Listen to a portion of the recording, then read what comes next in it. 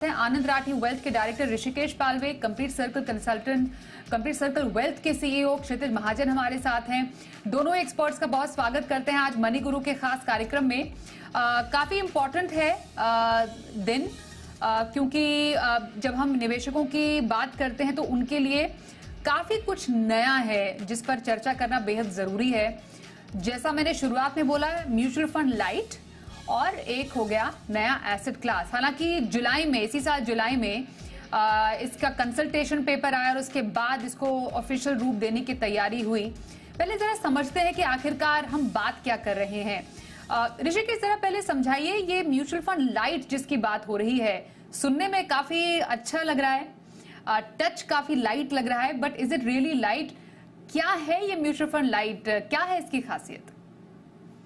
नमस्ते स्वाति जी, क्षितिज जी नमस्ते और सारे दर्शकों को नमस्ते। तो एक नया प्रस्ताव आया है सेबी से कि म्यूचुअल फंड लाइट करके एक निवेश की एक योजना है, जहाँ पे माध्यम है जहाँ से आप निवेश कर सकते हो। जैसे आपने स्वाति जी कहा, स्पेशली इंडेक्स और ईटीएफ, पैसिव इन्वेस्टमेंट जिसे हम कहते हैं, उसको प्रमोट करने के लिए ये प्रस्ताव रखा गया है।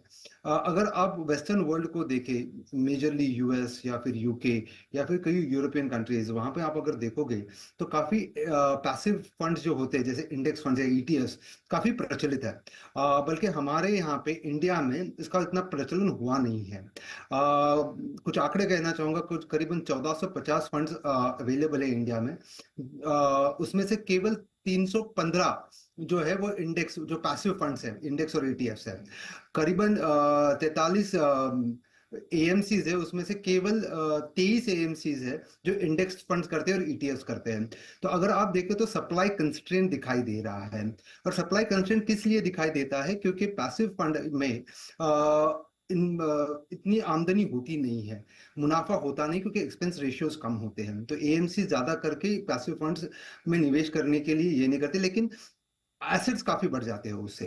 तो उसके चलते इन्होंने एक नया कैटेगरी किया है, जहां पे नए एमसीज भी पार्टिसिपेट कर सकते हैं, जहां पे रेगुलेशंस इतने हेवी नहीं होंगे जितने म्यूचुअल फंड्स के लिए होंगे। तो इस हिसाब से उसको लाइट का दर्जा दिया गया है, इसी वजह से उसको एमएफ लाइट कहा जाता है। ओके, बिल्कुल। तो म्यूचुअल फंड लाइट की बात हुई, पैसिव फंड्स का एक नया रेगुलेटरी फ्रेमवर्क है। जैसा ऋषिकेश ने भी बताया कि अगर विदेशों में बात करें तो पैसिव फंड्स काफी ज्यादा प्रचलित है ही। इंडिया में slowly picking up 452 passive mutual funds हैं अभी। बिल्कुल, अभी हम अगस्त तक के आंकड़े बता रहे हैं। 301 तो इक्विटी बेस्ड ही हैं, 115 डेट बेस्ड हैं, जिसमें 29 कमोडिटी बेस्ड है और 6 अदर्स में आते हैं। ये टोटल जो हम पैसिव फंड्स का जो पूरा वर्ल्ड देख रहे हैं, अगस्त का ही जो एयूएम रहा है पैसिव म्यूचुअल फंड्स का, वो 11 लाख करोड़ रुपए पर दर्ज किया गया है। तो नंबर्स तो अच्छे हैं, पर क्या वाकई ये काफी है? क्योंकि ये टोटल जो 11 लाख करोड़ तक का एयूएम रहा है पैसिव म्यूचुअल फंड्स का, उसमें ईटीएफ और इंडेक्स फंड्स का कंट्रीब्यूशन अराउंड 8.32 लाख करोड़ का रहा है ईटीएफ का, और अराउंड 2.6 लाख करोड़ का जो कंट्रीब्यूशन रहा है इन एयूएम इंडेक्स फंड्स का रहा है। ओके, तो ऋषिकेश, क्या इसको ऐसे समझें कि ये एक एग्जिस्टिंग स्कीम्स का एक तरीके से रिकैटेगराइजेशन है, एक सब एसेट म्यूचुअल फंड क्लास बनाई गई है? एएमसीज के लिए किस तरीके का फायदा है या उनको कैसी तैयारी करनी होगी? वैसी एएमसी जो पैसिव फंड्स हैवी रहना चाहती हैं, पैसिव फंड ज्यादा लाना चाहती हैं, उनके लिए अब एक ईज ऑफ रेगुलेशन हो सकता है इस पूरे एक प्लेटफॉर्म के जरिए, जिसमें ज्यादा से ज्यादा पैसिव स्ट्रेटजीज वो लाएंगी। क्योंकि हमने पिछले कुछ टाइम में देखा है कि lot of AMCs are coming up with more ETFs हो गए, इंडेक्स फंड्स हो गए, तो ऐसे फंड्स काफी आ रहे हैं एनएफओज के जरिए। तो ये एक नया तरीका भी हो सकता है एएमसीज के लिए?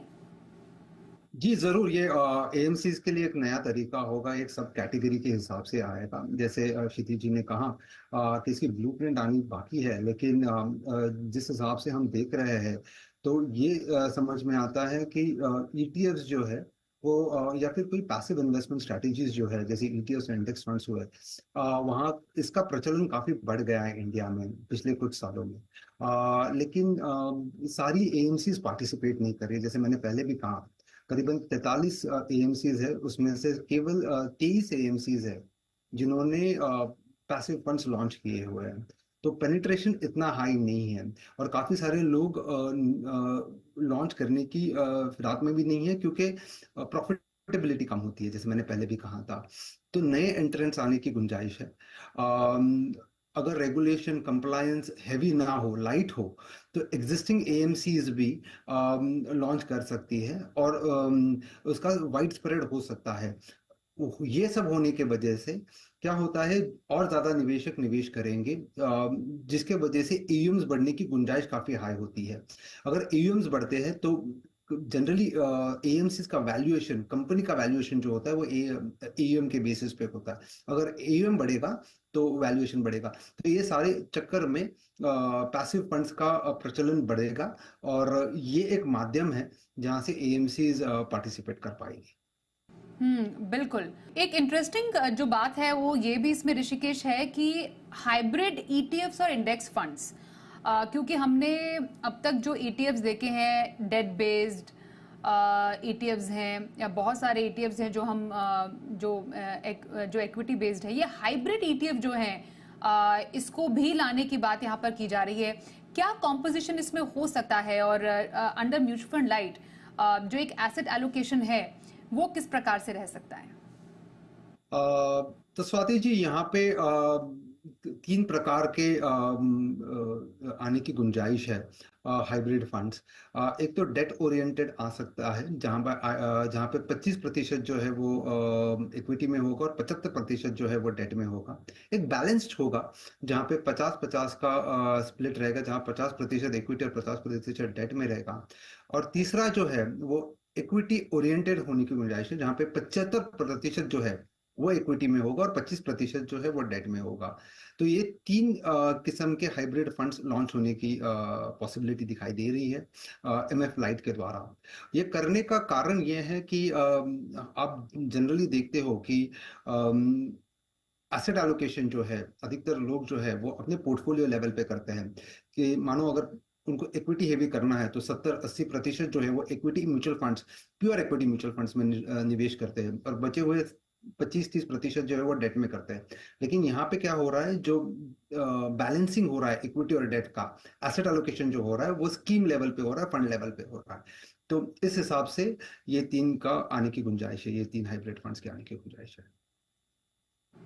ओके, मैं थोड़ा सा अगर और बारीकी से समझूं ऋषिकेश आपसे, in terms of minimum investment size हो गया, नैव हो गया, और जो अलग अलग विद इन जो कैटेगरीज है उसका जब एलोकेशन की बात हो गई, क्योंकि यहाँ पर डेरिवेटिव्स की भी इंट्रोड्यूस करने की बात कही गई है with in the new asset class, कैसे अंतर है, क्या है, and in terms of risk also कैसे अलग रह सकता है ये नया एसेट क्लास, जो प्रपोज्ड एसेट क्लास है, एज कंपेयर टू एग्जिस्टिंग जो म्यूचुअल फंड रेगुलेशंस हैं? तो स्वाति जी, सर्वप्रथम ये कहना चाहूंगा कि इसका नाम भले ही नामकरण जो किया है न्यू एसेट क्लास या नया एसेट क्लास, ये एसेट क्लास नहीं है, ये एक माध्यम है निवेश करने का। जैसे म्यूचुअल फंड्स हुए, आपके पीएमएस हुए, ये एक माध्यम होते हैं, ये एसेट क्लास नहीं होते। एसेट क्लास होते हैं इक्विटी, डेट, रियल एस्टेट और कमोडिटीज, ये होते हैं आपके एसेट क्लासेस। लेकिन आप जिससे निवेश करते हो, जो माध्यम से निवेश करते हो, जैसे आपके इक्विटी म्यूचुअल फंड्स हो गए, पीएमएस हो गए, एआरएस हो गए, उसी हिसाब से एक नया प्रोडक्ट कैटेगरी आ रहा है जिसे आप न्यू एसेट क्लास का नामकरण किया गया है। तो इसका अंतर जानते हैं, ये एक बीच का रास्ता निकाला है पीएमएस और म्यूचुअल फंड के बीच में। अगर हम, जैसे आपने बहुत सही कहा कि 100 रुपए में भी म्यूचुअल फंड या 250 रुपए में म्यूचुअल फंड में निवेश कर सकते हो, लेकिन पीएमएस में निवेश करने के लिए 50 लाख लगते हैं। तो यहाँ पे निवेश करने के लिए आपको करीबन 10 लाख रुपए लग सकते हैं। और एक पहलू आता है इसमें कि अगर आप यहाँ से रिडेम्पशन करना चाहो, अगर आपने 10 लाख का निवेश किया है और आप 2 लाख निकास करना चाहते हो 10 लाख से, वो नहीं कर पाओगे। अगर वैल्यू 10 लाख की 8 लाख हो जाए तो चलेगी, लेकिन आप निकास नहीं कर सकते हो 2 लाखों का। तो ये सबसे पहली बात है। दूसरी चीज ये है कि जैसे प्रोडक्ट्स होते हैं, कैटेगरीज होते हैं, प्रोडक्ट कैटेगरीज होते हैं, जैसे लार्ज कैप होता है, कॉन्ट्रा होता है, फ्लेक्सी होता है। यहाँ पे आपको दिखाई देगा लॉन्ग शॉर्ट फंड्स दिखाई देंगे, आपको मल्टी एसेट फंड्स दिखाई देंगे, ये अलग अलग किस्म के फंड्स दिखाई देंगे। रिस्क जो है म्यूचुअल फंड्स अधिकतर, अब अगर आप सेबी देखो तो सेबी के गाइडलाइंस देखो तो एक रिस्कोमीटर आता है, हाई मीडियम एंड लो करके। यहाँ पे एक बैंड आएगा, 1 से 6 का बैंड, उसके बीच में इसका रिस्क इवैल्यूएट होगा। ये सारी चीजें हैं। अगर नैव देखो तो मौजूदा एमएफ में आप देखो तो 10% का आता है इक्विटी, और यहाँ पे 15% का आएगा। तो ये सारे डिफरेंसेस है इन दोनों के बीच में। और आपने बहुत सही कहा कि डेरिवेटिव्स जो है, और डेरिवेटिव जो है इक्विटी म्यूचुअल फंड्स में सिर्फ रीबैलेंसिंग के लिए, हेजिंग के लिए करा किया जाता था, लेकिन यहाँ पे जो है एक्सपोजर भी लिया जाएगा डेरिवेटिव्स का। तो ये सारी चीजें म्यूचुअल फंड्स और न्यू एसेट क्लास के बीच में, ये दोनों चीजों का, ये सारी चीजों का अंतर होगा। ओके। फिलहाल बातचीत के लिए ऋषिकेश और क्षितिज दोनों का बहुत धन्यवाद हम करते हैं।